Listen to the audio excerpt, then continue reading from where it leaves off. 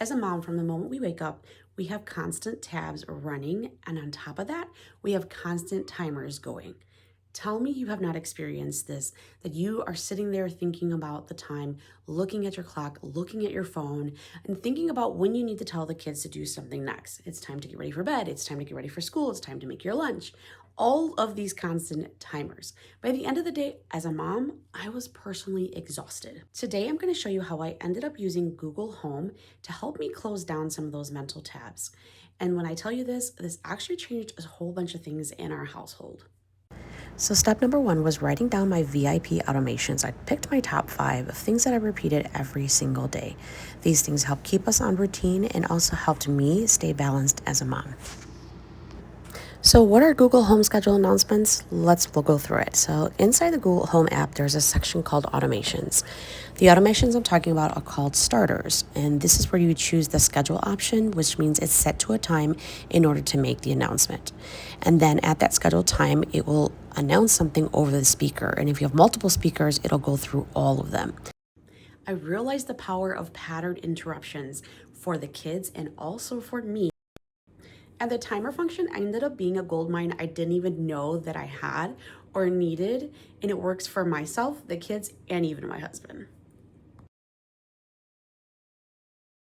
So when it comes to creating your VIP automations, you want to think about the things that you're constantly repeating, the things that are on a schedule, like leaving for school on a certain time, getting ready for items at a certain time. And those VIPs are going to help maintain the routine. By the way, this video is not sponsored, and if you are new here, my name is Lisa, and I talk all about creating systems and routines for overwhelmed moms, cleaning, organizing, and decluttering. And these are the things that help reduce the mental load.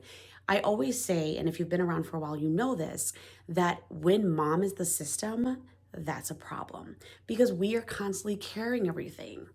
Okay, I want to talk about the fun part of using Google Home is actually creating automations that are super fun to say. I actually have my notes here. I'm just going to read them off to you because otherwise I will forget some of them.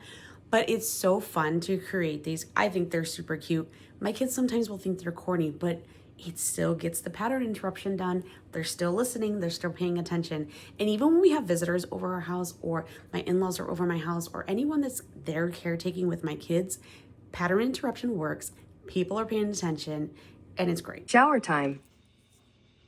Hey Google, stop. So let me read some of these to you.